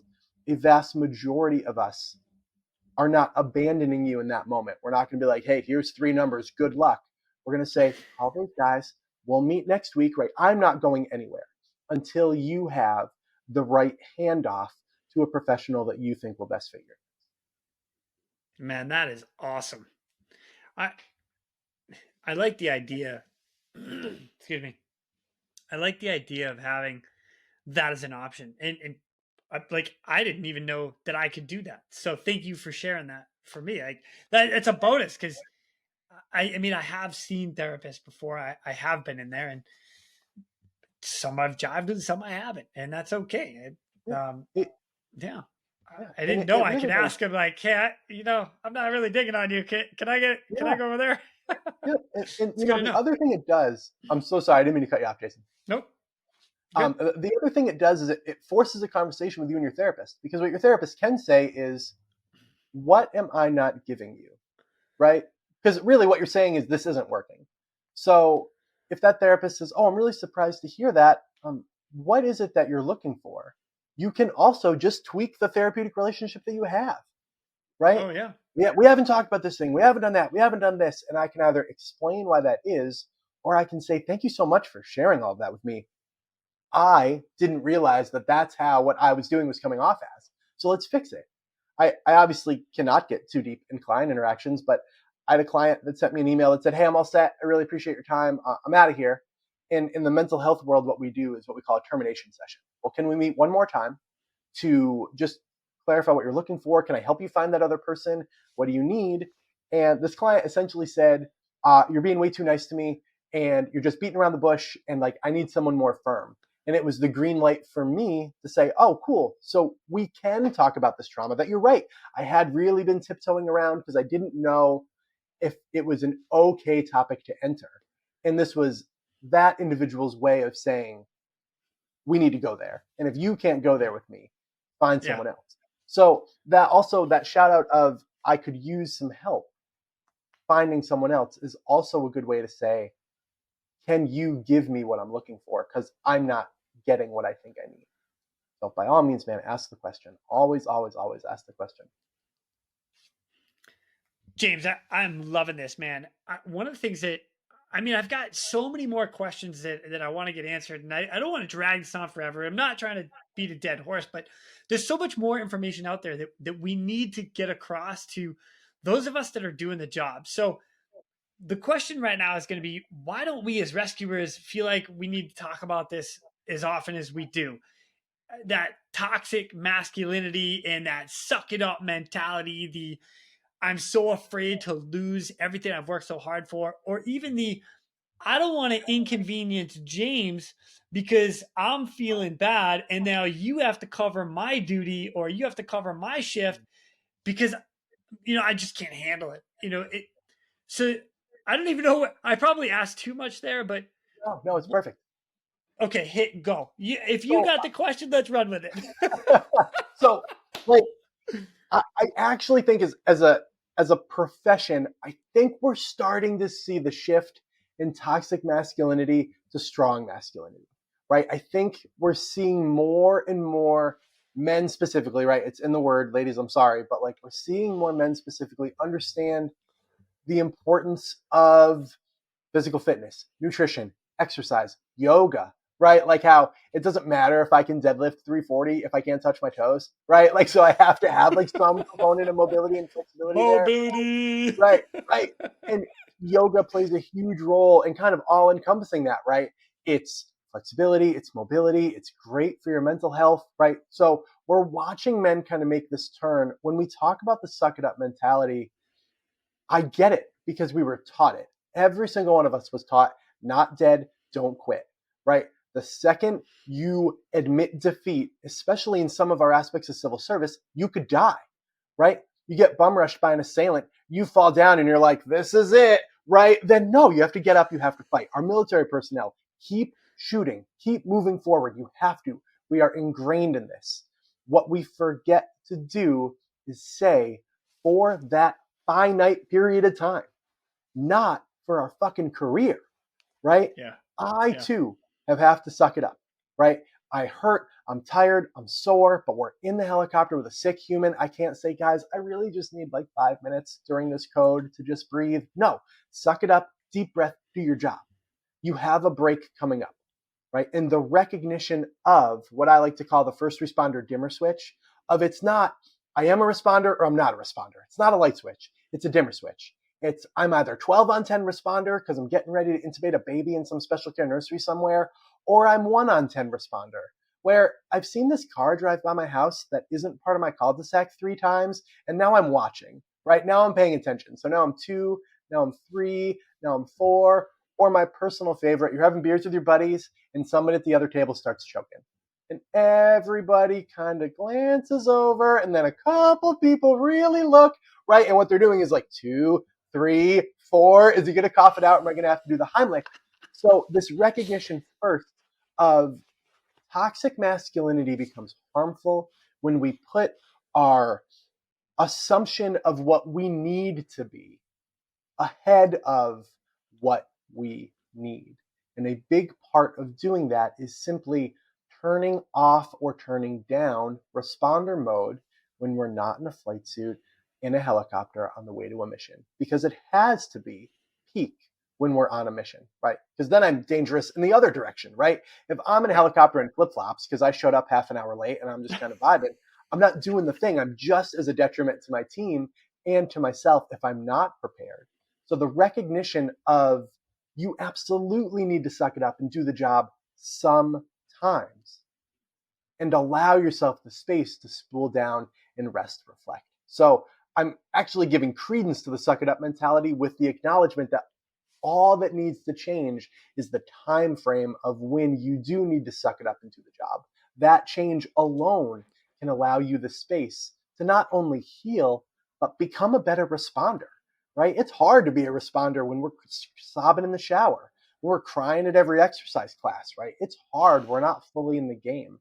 So I'm actually being a better responder by turning this down, allowing myself the opportunity to rest and get help, and going from there. Man, I love that. I want to touch on one more thing with that, and that is the idea of, you put in all this hard work, you want to stand duty, you want to be on call, you want to be that guy, and at the same time you don't want to screw your buddy that's off. And I know I mentioned that, but it's one of those things where I want I want everybody to know that if you're hurting and you're on duty and you need me to come in, I'm coming in to help you. Like, I'm on your team. That's what I'm here to do. That's that peer to peer part of it. But what's your stance on that? Yeah. I mean, my first question is exactly what you said. Would you do it for someone else? Well, of course. Okay. So why? The way that I like to reframe this is, why aren't you allowing me the opportunity to help you like you'd help me? And if you recognize that we're a fraternity, that we're a family, that we're a brotherhood, a sisterhood, and the goal is what? The goal is everyone comes home. I don't care what facet of civil service you're in, that's the goal. We all get here with as many fingers and toes as we came with. We all go home and we kiss our loved ones at the end of the night. And if that means I have to pick up an overtime shift so you can take a day off, fine. And again, I keep just pointing to the physical aspects, the thing we can see. If you had the flu, nobody wants you in. Get the hell out of Yeah, base. You're puking and shitting totally. yourself. Get out of here, right? I don't want you in here. You have a broken wrist. You're no good to me today, man. You can't hoist your broken wrist. So Yeah, well, I understand that we have put a ton of stigma and a ton of barriers between our brain and our body. It truly is no different. It can be just as simple as, I need a day to find somebody, or the only available day that this therapist I really think I'm going to jive with is today. I'm going to take a sick day. I'm going to take the day. I'm going to rest. I'm going to provide some self care, right? I think because we're also wired to be all things to all people, we have really stretched out the line between caring for myself and taking advantage of other people, yeah, right? And we all know those partners. Let's not pretend those partners don't exist. They are masters of schedule manipulation. They're always sick right before a mission. They don't really want to do. Those people exist, and I don't mean to pretend they don't. But the line between, if I don't take off Friday, I'm going to have a mental breakdown. Like I'm too yeah. busy. I'm too stressed. I have to take a day. The line between that and now I'm really starting to be a drag on my team and I'm hurting everybody and this and that is a chasm compared to what we actually think it is. So give your team the opportunity to provide the same respect and care for you that you know you would provide for them in a heartbeat if the roles were reversed. Man, that is awesome. I appreciate you touching on that even deeper than I just did. That's great. And it's gonna bring me to my next question, which is gonna be like how we prevent burnout. Like you hear a lot of that from individuals throughout the industry, and I'm gonna use fire, EMS, Mhm. police, military. You hit burnout because you have to you get put in so many situations, and you never have the opportunity to let it out. So Yeah, how do we do that with everything? Or actually, I don't even know if I have to say how do we do that because we know how to do that. It's with the peer to peer. It's getting help. It's making the call. I'll just absolutely. let you And freaking pound it down even further. no, Let's you're good, go. man. You're good. The only piece I want to add to that is burnout isn't terminal, right? We suffer burnout and we're like, this is it, wrap it up, I'm all done. Burnout is a set of signs and symptoms that are just forcing the rest and recovery you should have taken in smaller doses throughout, right? I said it to my partner the other day. I said, oh man, I'm starting to burn out because I found three more ends to burn my metaphorical candle at, right? And what a hypocrite am I? I'm over here on podcast talking about self care, and my team is like, that guy's going to take a day off in 3 weeks, right? And I haven't for a month because I knew that I was going to have a particularly challenging month. And that is where resilience comes into play and understanding that for a finite period of time, I got to dig real deep. I got a vacation coming up. I got some time off. I got all this stuff that I'm ready for. Because I want you to think about this like a bank account, right? I want you to think about self care and rest and nutrition and exercise as putting cash into a metaphorical checking account. And then work is just a bunch of withdrawals, right? And you just keep pulling it and pulling it and pulling it. If you got nothing in your checking account, you're going to go in the negative real quick. If you continue to put little bits in that checking account, you can handle those withdrawals. This is the mix of where burnout and resilience meet. And again, just remembering that burnout isn't terminal. If you do burn out, what that means is you just missed some signs earlier that you needed to rest and recover sooner. And if you're willing to recover and get back in the mix, you can. Now you know, hey, I missed a wet floor sign like 3 miles ago, and I probably wouldn't have slipped and fell if I saw it. So if I recognize those pieces sooner, I can be resilient for longer. But it's not terminal.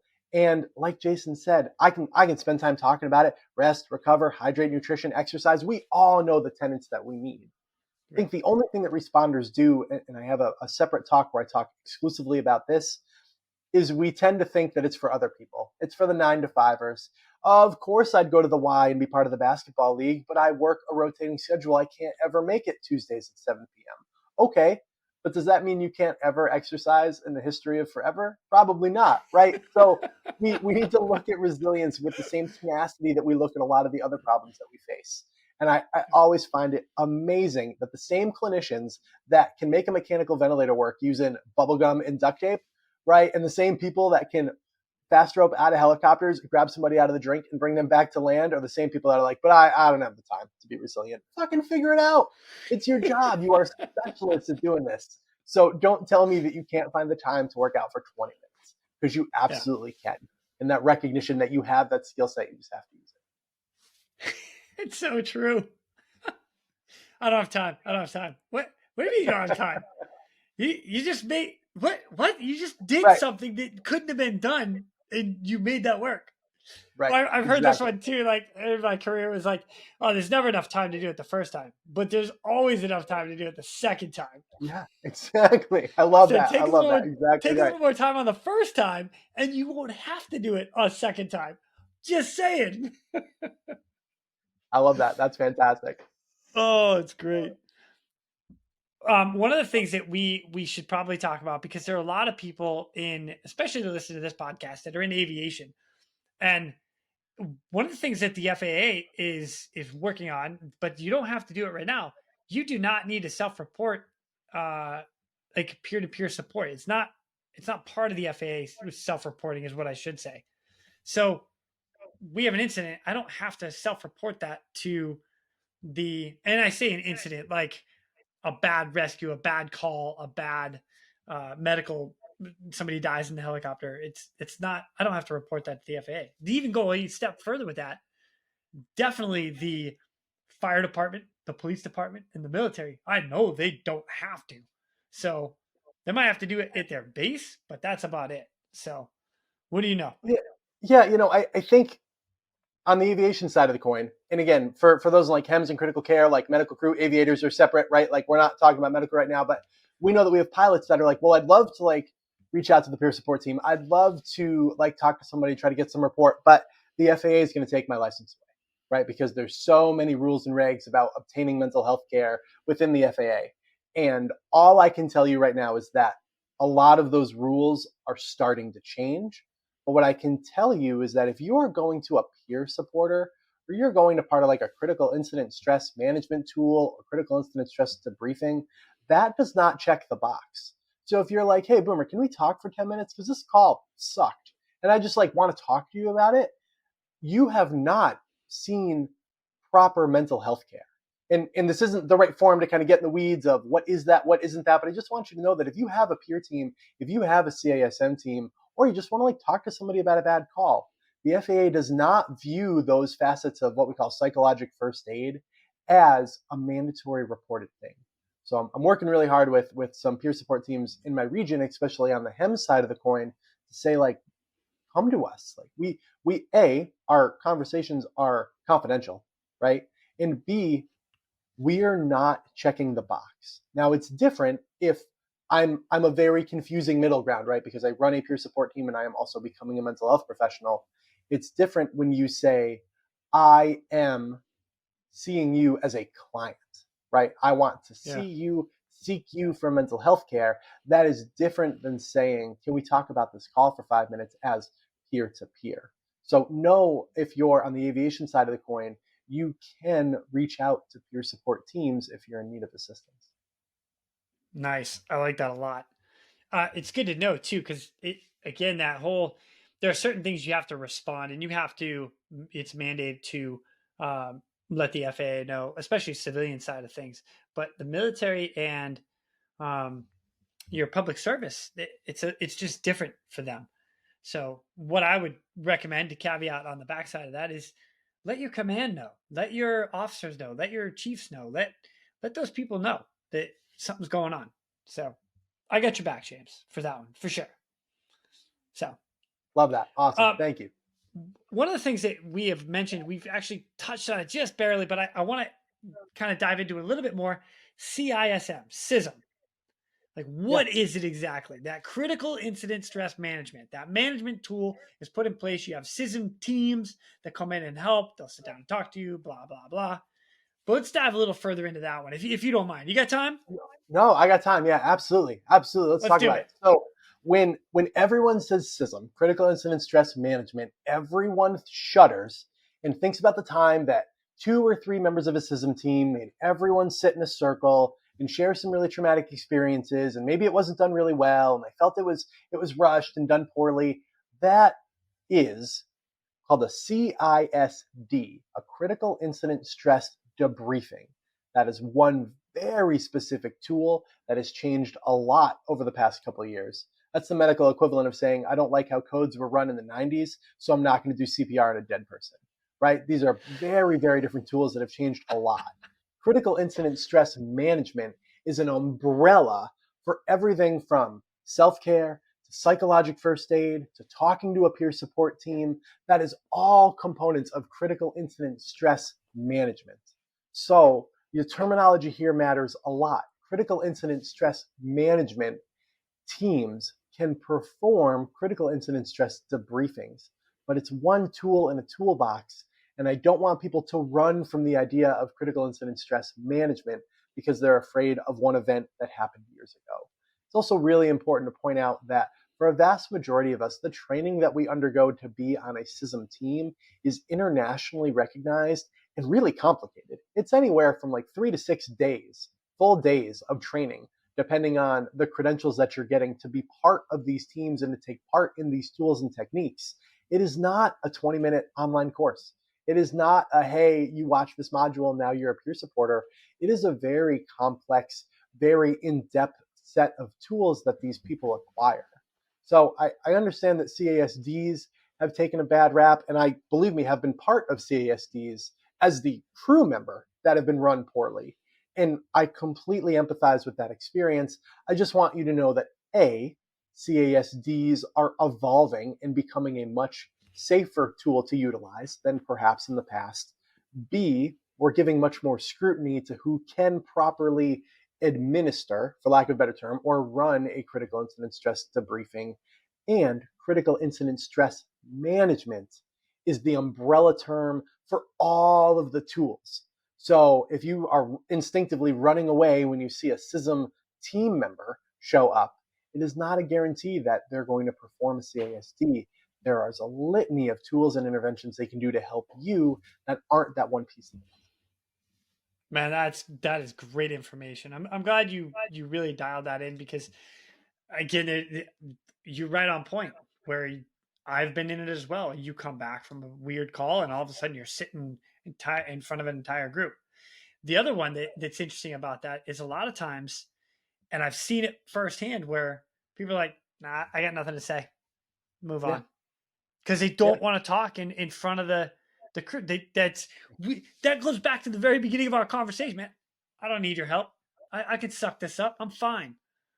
Yeah, right up until you go home and kick the dog for no damn reason. What's wrong with you? right, right. And Don't kick the dog. The dog deserves better than that.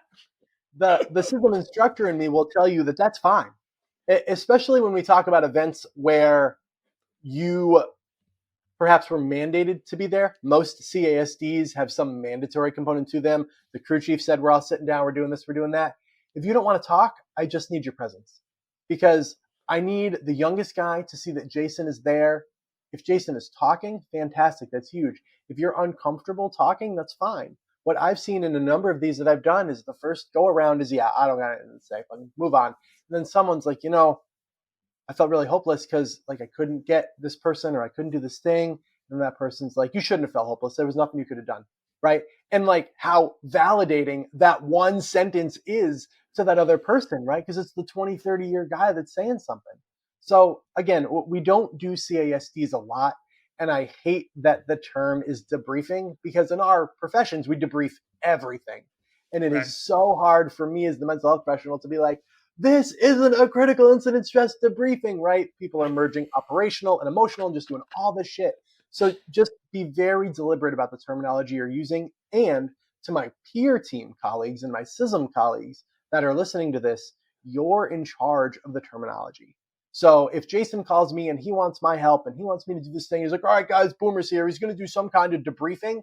You're allowed to be like, we are not. What we are doing is called X, Y, and Z. It is not a critical incident stress debriefing, right? Like, you're allowed to correct that terminology, because those of us outside of the mental health space don't know. They don't know what it is. So we're allowed to share that terminology and to clarify that. And you are allowed to ask those questions to us. Nice. I like that. Well, thanks for clarifying that one, man. That's good. Of course, I man. appreciate Happy it. to. I'm gonna go on. I mean, Boomer, I've had you here for a long time, and I appreciate all of this. I really do. I'm not totally done with you yet, though. So there, there are a couple things that I want to point out, and that is the resources that are out there, and there Yeah. are a lot. And I don't just say there's a lot, like just because I can say, oh, there's a lot. No, no, no. There's actually a lot of resources out there that people can call, websites. I mean, foundations that are set up. It's Yeah. amazing. Yep. Like you actually said it earlier, like right at the beginning. You dial 911, they're gonna help.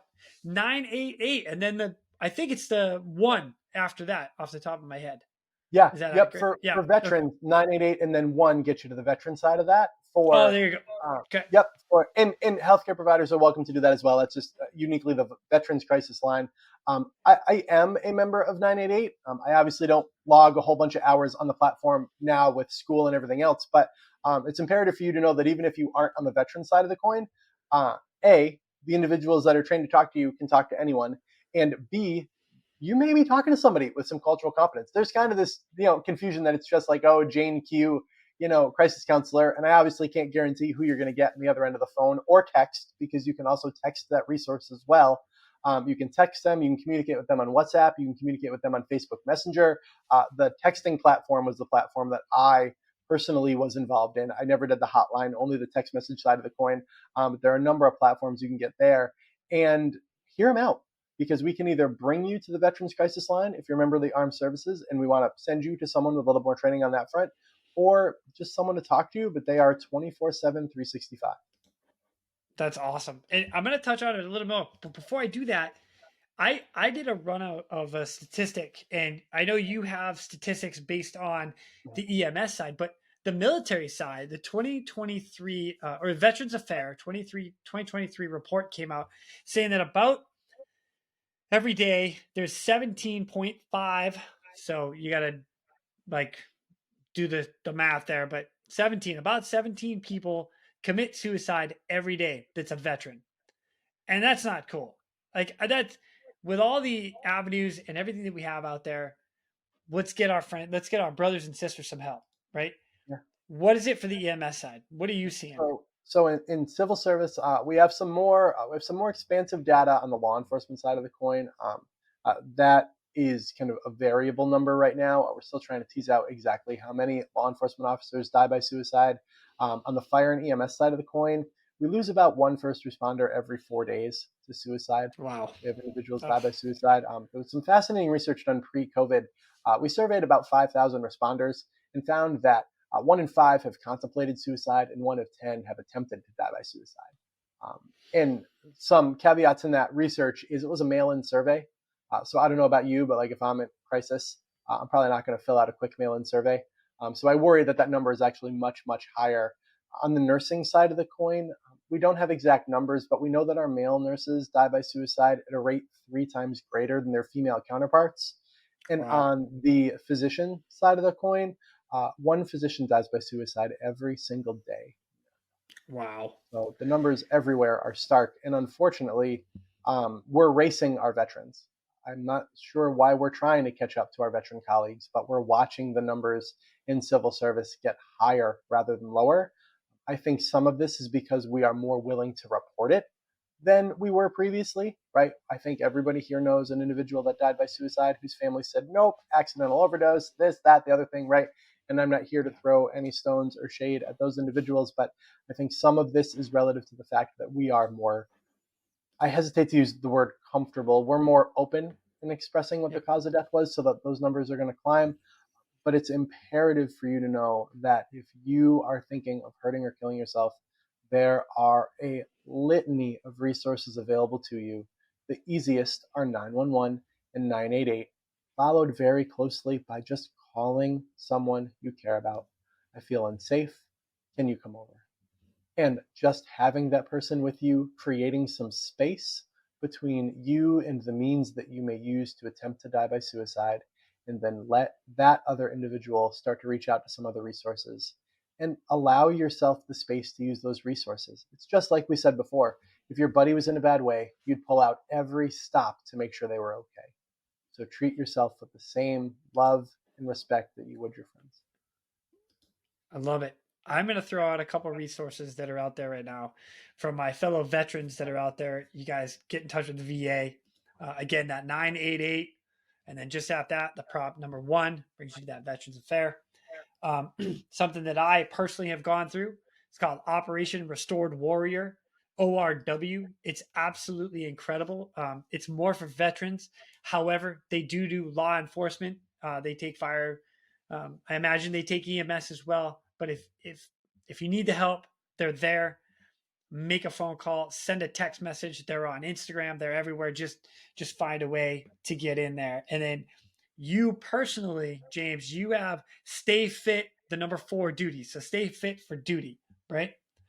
Yep, absolutely. Stayfitforduty.org or .com will get you to the same website. We are growing an ever expanding list of resources, handouts, just all sorts of information that you can see. Some of my talks are up on there. Some of my podcasts are on there as well. And different ways to get in touch with me and some of my team members. We also are part of a program called the Overwatch Collective. Again, just like Jason said, it's a program that helps military, law enforcement, fire, EMS service personnel.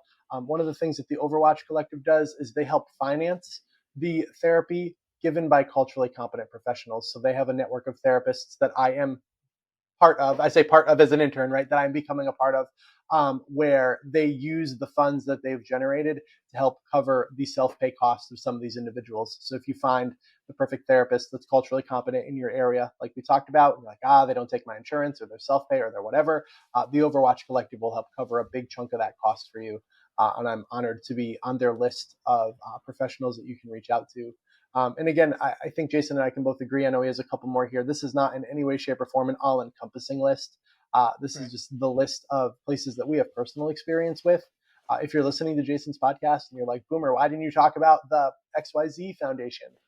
By all means, email me, text me, let me know about it, because I want to make sure we all know, this isn't like everyone come to James and James makes $1 million, right? This is such a global problem that we want to make sure we are not building all of these things in silos. The only other one I have on my list is a program called OpSurf, or Operation Surf. That is out in California, run by veterans. My fiance was part of it for a number of years. Well, they are not primarily mental health focused. A huge part of their outings, of their surf trainings, of their ways to help disabled veterans and disabled individuals work and get on a surfboard and do the thing. A huge component of that revolves around mental health, and they do absolutely fantastic work as well. Nice. You know what? I'll throw another one out there too. It's called the Step Up Foundation. And I know this one very well because CrossFit actually dove into it, and the workout Chad, it's 1,000 step ups on a 20-inch box with 45-pound pack. Ugh! But it's the Step Up Foundation is a big component for helping veterans with suicide and trying to prevent it. So again, I can't emphasize it enough. There are so many platforms out there for people to call, and I mean, hell, email me. I am happy to get you in touch with somebody, or even just take a phone call. I'm good. Call me. So I can't speak for James, but I'll speak for me. No, absolutely. So all of that comes true as well. My website has all my contact info. My social media of choice is Instagram. So like if you're looking to get in touch with me, like that's the fastest way to do it. The only caveat that I'm going to make is when I'm not operating on CTL, the crisis text line, I am not a crisis line. That does not mean you can't reach out and ask for help. It just means at 3:00 in the morning, if I don't answer, we want to make sure you know the 24/7 resources that you can connect with. Awesome. I'm going to throw this out there as well because, we've had an amazing conversation here about PTSD, what the signs and symptoms are, what we as personally can experience. And you dropped the story, I dropped the story. But everybody out there, if you know somebody or you're like, man, I think this might help somebody else, please share this podcast. Please share this episode with everybody out there. We're not doing this to promote one thing or another or an agency or another. We're doing this because we want to see people like live better. We understand what people are going through. We get it. We've lived it. We've done it. We get it. And we want people to understand there is help. And we've lived it and we know. Yeah, that's it. I'm trying to grow my social media, and when I make a reel or have like an informative post or something, and I see that people share it, I'm like, fuck yeah! Like that's one person who sent it to 10 people and said, "This is what I'm talking about. This is what I mean. This." It's not about the follows. It's not about the likes. It's not about like, oh, maybe they'll call and I'll speak at their thing. It's like, hey man, I was thinking about you, and like, look at this. Or just as good, hey, significant other, best friend, partner, this is what I'm feeling right now. I don't know how to put it into words. This guy did, this person did, this girl did, right? There's a whole network of phenomenal people in this space. This is what I'm feeling. And how helpful that can be to be like, hey man, you sent me 22 memes about burnout. You want to grab a coffee? Right? You want to grab a beer and like talk about it, right? Like we all know it's a sign, man. Like don't be afraid to reach out and just extend that hand. You don't need all of this training, right? The training I have is to ensure that I'm a competent mental health professional and am capable to run peer support platforms. But you don't need this training to pick up your phone and check in on a buddy. You don't need this training to listen to someone for 10 minutes, right? You need to know that this stuff is available to you if you need additional help and support, or if you know of someone who does. Exactly. Boomer, this has been awesome. I cannot thank you enough for coming on, taking time. I love what you're doing. I love the fact that you had an opportunity to come on. Like I said, I've been trying to do this for quite a while, and the fact that it's here and done now, I'm excited. It's you and me, man. I really am. Where can people find you? Like wherever. Dude, I cannot thank you enough for giving me the opportunity to be on here. Thanks to Bobby for connecting the two of us. As I said, my social media of choice is Instagram. I'm not yet on TikTok, and I'm very rarely on Twitter or X or whatever it's called nowadays. But my social media is at stay, STAY, underscore, fit, FIT, the number 4, duty. My website is stayfitforduty.org. Again, that's STAYFIT, the number 4, DUTY.org. And you can get to all my social media channels that way. I can be reached at email james@stayfitforduty.org. Brilliant. I love it. Boomer, thank you so much, man. I really, really appreciate this. And for everybody out there that's listening, thank you for sticking through this all the way through. If you know anybody out there that needs help, or you think there's somebody that needs our help, please reach out. There's a reason that we're doing this. Talk to guys that have experience, or pick up the phone and just call us. Man, we'll get you in touch with the people you need to get in touch with. So, all right. I love that. Jason, thank you so much for your time, man. I can't say thank you enough. I really appreciate the opportunity to be on the platform. Dude, me, I can't thank you enough. What are you talking about? I'll tell you what. This is what we'll do. This summer, when I come back to Massachusetts, I'm going to call you. I'm going to call Bobby. We're going to go sit at the lake. We're going to kick back some brews. Okay? I love it. I'm there. I'm just saying, dude. I'm just saying. It sounds fantastic. I love it. I can't wait. Dude, thank you so much. And I will be in touch very soon. All right? That sounds awesome, man. Thank you very much for your time. Get good rest. I know it's getting late in your neck of the woods. And again, I can't appreciate this. I can't express how much I appreciate this. This was awesome. Well, this was well worth it for me. So I appreciate you too, man. I'll talk to you soon. And with that, ladies and gentlemen, we are out of here. Go.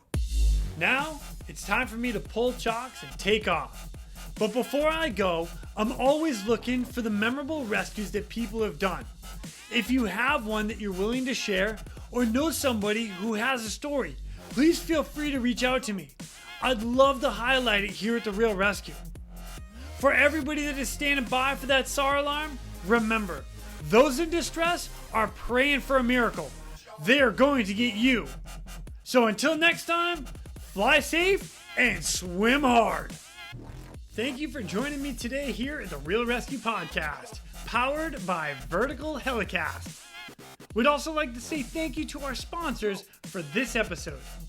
The ASTerisk PNG wireless ICS system can bring cutting-edge wireless intercommunication system technology to any aircraft. The PNG system can be fully integrated into an existing ICS system or can be carried on and off as a mobile base station. They can go anywhere at any time on any aircraft. Plus, with the strongest and most robust waterproofed handheld on the market, this system can take a hit and keep working. Their wireless intercom systems are designed to enhance situational awareness through improved communication capability. This system brings superior noise canceling technology to eliminate rotor wash and engine noise from your ICS. The ASTerisk PNG wireless system is currently deployed in more than 1,800 public safety, air ambulance, and search and rescue aircrafts worldwide. If you want more information, contact them today at axnes.com. That's AXNES.com.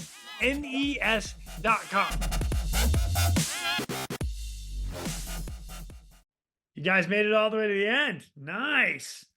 All right, look, I want to give one more shout out to James Boomhower. Boomer, thank you so much for coming on. This was an absolute pleasure for me. Now, I want to leave you guys with this. Me personally, I had a great support system throughout my entire career.